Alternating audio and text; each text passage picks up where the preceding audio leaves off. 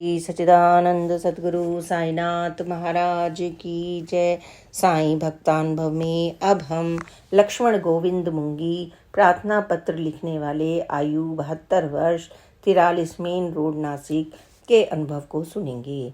मैं बाबा के पास 46 वर्ष पूर्व गया था। मेरे कुछ रिश्तेदार वामन राव रंगनाथ वीजापुरकर और उनका भाई सखाराम शिरडी रहते थे, लेकिन अब उनकी मृत्यु हो गई है। वे बड़े मामलतदार चिदंबर केशव गाड़गिल के पास क्लर्क के पद पर कार्यरत था। ये मामलतदार वे नाना साहेब निमोड़कर बाबा से मिलने गए थे और मैं भी इनके साथ ही चला गया। उन्होंने बाबा के दर्शन किए, मैंने भी वैसा ही किया, लेकिन मैं ये सोचकर हैरान था कि हिंदू बाबा की पूजा क्यों करते हैं। जब मैं इस मानसिक स्थिति में था तब बाबा ने गाड़गिल से कहा, मुझे मेरी खजूरें, मेरी अगरबत्ती और मेरा रुपया दे दो। बाबा द्वारा इन वस्तुओं की मांग करते ही मुझे अचानक ध्यान आया, एक रात पूर्व सोने से पहले जब हम तीनों यानी मैं, गाड़गिल और नाना निमोड़कर अपने शयन कक्ष के पास अकेले थे, तब गाड़गिल ने बाबा को अर्पण करने के लिए कुछ खजूरें, 1 रुपया और अगरबत्ती अलग से रखे थे। बाबा द्वारा इन चीज़ों को मांगना उनके अंतर ज्ञान का प्रमाण है। ये चीज़ें बाबा को दी गईं और उन्होंने इन्हें स्वीकार भी किया। फिर नाना साहब निमोड़कर ने उन्हें अपनी इच्छा से 10 रुपये का नोट देना चाहा। बाबा ने, मैं तो एक फ़कीर हूँ, मैं इसे नहीं लूँगा कहकर उस उपहार को लेने से मना कर दिया। बाबा ने तुरंत ही ऊपर दी गई वस्तुओं को लोगों में बांट दिया।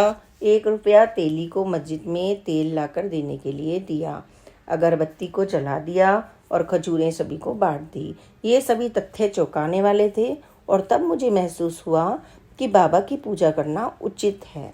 मैं सन 1990 में बाबा के पास गया। जब मैं 26 वर्ष का था तब साईं बाबा राहता के मारुति मंदिर में थे। मैं राहता अपनी मौसी के पति से सहायता मांगने के लिए गया था। मेरी शादी पक्की हुई थी, लेकिन मुझे दुल्हन को अलंकृत करने के लिए गहने चाहिए थे। यह सोचकर मेरे मौसा मेरी सहायता करेंगे, राहता गया था। वहाँ बाबा को मंदिर में देखकर मैं उनके पास चला गया। बाबा ने मेरा इन शब्दों के साथ स्वागत किया, आओ बच्चे, मैं कल से तुम्हारे बारे में सोच रहा था। उन्होंने मुझे उनकी टांगों की मालिश करने के लिए कहा। मैंने वैसा ही किया। फिर उन्होंने मुझे एक आम खाने के लिए दिया। मैंने आम खा लिया, वह बहुत मीठा था। फिर बाबा ने मुझसे कुछ प्रश्न पूछे। बाबा, तुम किस लिए आए हो? मेरी शादी पक्की हो गई है, मेरे पास जेवर नहीं है, मैं गहने मांगने के लिए आया हूँ। बाबा, किसका क्या है? कौन देता है, कौन लेता है? समय पर कोई सहायता नहीं करेगा। अगर तुम्हें 1 या 2 हज़ार के गहने चाहिए तो तुम मुझसे ले लो। मैं बाबा की ओर देख रहा था, जो तन पर कफनी लपेटे एक बोरे पर बैठे थे और हाथ में एक टमरेल लिए हुए थे। मेरे मन में विचार आया, ये मुझे इतना सब कैसे दे सकते हैं? फिर मैं अपने मौसा के घर गया और उन्हें अपनी ज़रूरत बताई। वे बोले, उनके पास कोई गहने नहीं हैं।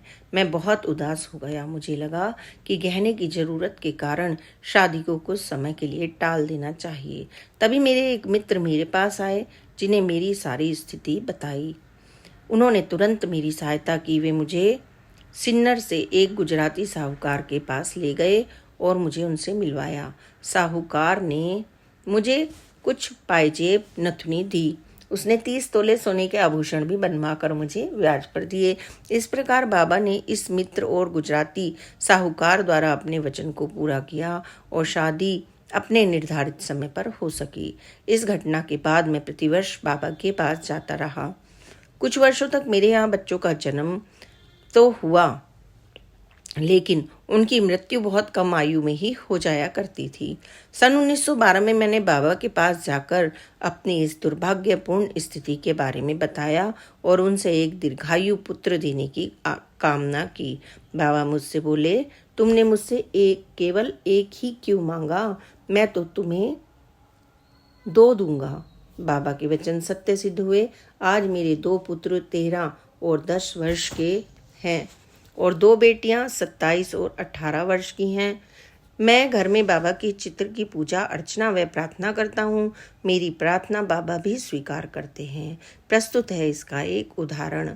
मेरे घर पर एक मेहमान और उनकी पुत्री ठहरे हुए थे। बच्ची अचानक बीमार हो गई। उसकी हालत बहुत खराब हो गई। बच्ची बेहोश हो गई। उसके बचने की उम्मीद बहुत ही कम थी। मैंने रात के समय बाबा के चित्र को बच्ची के माथे पर रखा और बाबा की उंगली को उसके मुंह पर मल दिया। बच्ची सुबह होश में आ गई और उसकी हालत सुधर गई। उसकी माँ ने बाबा को 10 रुपए देने का प्रण किया। उसने बाबा को 10 रुपए देकर अपना प्रण भी पूरा किया। श्री सच्चिदानंद सतगुरु साईनाथ महाराज की जय। अब हम एक अन्य उदाहरण को सुनते हैं। लक्ष्मीबाई गणेश खारपड़े। श्रीमती लक्ष्मीबाई गणेश खारपड़े पर श्री साईं बाबा की विशेष अनुकंपा थी और बाबा ने उन्हें आध्यात्मिक मार्ग पर पढ़ाया था। श्री साईं के साथ उनके ऋणानुबंधन की कहानी और बाबा के हाथों से उनकी दीक्षा का वर्णन श्री साईं सच्चरित्र के 27वें अध्याय में 139 से 169 ओवी में मिलता है। इसी प्रकार 7वें अध्याय के 100 से 110 ओवी में किस तरह बाबा ने उनके पुत्र को हुए प्लेग की मार्मिक पीड़ा अपने ऊपर लेकर उन्हें सारी चिंताओं से मुक्त किया था, इस बारे में कथा बतलाई गई है। हम उनके जीवन कथा को एक रूपरेखा बनाएंगे। हम उनकी जीवन कथा की एक रूपरेखा बनाएंगे जो पाठकों के मर्म को छू जाएगी। उनकी अंतिम घड़ी न केवल शांतिपूर्ण थी बल्कि वे अपने सद्गुरु साईं बाबा के दर्शन की सहभागी भी बनी। इससे बढ़कर किस सुख की कामना साईं भक्त को हो सकती है। तो आइए उनके ऋणानुबंधन और दीक्षा की कथा को आरंभ करें।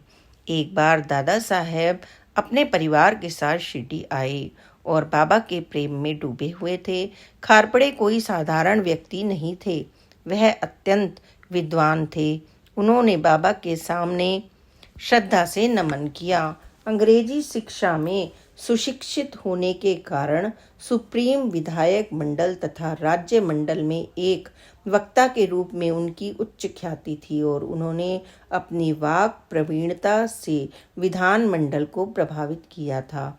लेकिन श्री साईं के सामने उन्होंने मौन साधा था। बाबा के कई भक्त थे, लेकिन खारपड़े, गोपाल राव बूटी और लक्ष्मण कृष्ण नूलकर के अलावा कोई भी भक्त बाबा के सामने मौन नहीं रहते थे। अन्य लोग बाबा से बातें करते, कुछ लोग विवादास्पद बातों में लगे रहते और जो कुछ उनके मन में आता बोल देते। लेकिन इन तीनों ने पूर्ण नियंत्रण साधा हुआ था। कुछ बोलना तो दूर, उन्होंने हमेशा बाबा ने जो कुछ कहा उसकी हामी भरी। उनकी नम्रता और सुनने की आदर भावना अवर्णनीय ही थी। एक समय था जब खारपड़े विद्याचरण की पंचदशी के विषय पर अत्यंत कुशलता से व्याख्यान दिया करते थे, लेकिन वे मस्जिद में आते ही मौन हो जाते थे। वाक प्रतिभा जैसी भी हो, किंतु शुद्ध और ज्योतिर्मय ब्रह्म अवतार साईं के सामने वह निस्तेज हो जाती है। खारपड़े शिरडी में 4 महीने और उनकी पत्नी 7 महीने रहे और दोनों ही अधिक आनंदित हुए। उनकी पत्नी की साईं पर अत्यधिक आस्था थी और वह खुद मस्जिद में नैवेद्य लेकर आती थी। जब तक बाबा नैवेद्य स्वीकार ना कर लें और उसे ग्रहण ना कर लें, वे खाने को छूती ही नहीं थी। उनके बाद वे अपना भोजन लेती थी। एक बार ऐसा हुआ कि उनकी दृढ़ भक्ति देखकर बाबा, जिन्हें अपने भक्त अति प्रिय थे, ने उनको मार्ग निर्देशित किया। गुरुओं के द्वारा निर्देशन देने के कई तरीके हैं, लेकिन बाबा का तरीका निराला ही था। वे इतने सहज रूप से कृपा वर्षा करते थे कि वह अंतर मन में जाकर बस जाती थी। एक बार श्रीमती खारपड़े थाली भर शीरा पूरी, चावल, दाल, पायसम, पापड़ और कोशाम्बीर आदि नैवेद्य लेकर आई। जैसे ही उनका नैवेद्य आया, बाबा अपने स्थान से उत्साहपूर्वक उठे और अपनी आस्तीनें ऊपर कर ली। उन्होंने नैवेद्य ग्रहण करने के लिए अपना स्थान ग्रहण किया, थाली अपनी ओर खींची और खाना शुरू करने के लिए उस पर ढके कपड़े को हटा दिया। कितने ही नैवेद्य आते थे और उनमें से कुछ इस नैवेद्य से भी अधिक स्वाद और रस से भरपूर थे जो अन्य भक्तजन लाते थे, लेकिन बहुत देर तक बाबा के द्वारा अनछुए पड़े रहते थे। फिर इस महिला पर ऐसा विशेष अनुग्रह क्यों? ऐसा किसी सांसारिक व्यक्ति के व्यवहार में हो सकता है, लेकिन एक संत को ऐसी बातें छू भी कैसे सकती हैं? इसलिए माधवराव देशपांडे ने बाबा को प्रश्न भरी दृष्टि से देखा और जानना चाहा कि ऐसा भेदभाव वे कैसे कर सकते हैं। माधवराव बोले, आप सब नैवेद्य की ओर देखते तक नहीं हैं, यहाँ तक कि चांदी की थाली में परोसे हुए नैवेद्य को उठाकर फेंक देते हैं। लेकिन यह विचित्र बात है, जैसे ही इस महिला का नैवेद्य आया, आपने उसे खाना शुरू कर दिया। उसका नैवेद्य आपको इतना मीठा क्यों लगता है? इसकी हमें बड़ी हैरत है। हे गुरुदेव, ये आपके द्वारा कुछ लोगों का पक्ष लेने का क्या राज है? बाबा ने उत्तर दिया, मैं इस भोजन की उत्तमता का क्या बखान करूं? अपने पूर्व जन्मों में से एक जन्म में यह एक व्यापारी की बढ़िया दुधारी मोटी गाय थी। उसके बाद कुछ समय के लिए ये मेरी आंखों से ओझल हो गई और उसके अगले जन्म में ये एक माली के यहाँ पैदा हुई। बहुत समय के बाद आज नजर आई है। मुझे प्रेम से परोसे गए इस भोजन को ग्रहण कर उसे संतुष्ट करने दो। ऐसा कहते हुए उन्होंने जी भर कर खाया, हाथ मुंह धोया और संतोष से डकार लेते हुए अपने स्थान पर वापस बैठ गए। श्री सच्चिदानंद सतगुरु साईनाथ महाराज की जय। बाबा की प्यारी प्यारी लीलाओं को सुनने के लिए please like, subscribe and share this channel. Om Sai Ram, जय साई राम, ओम साई राम।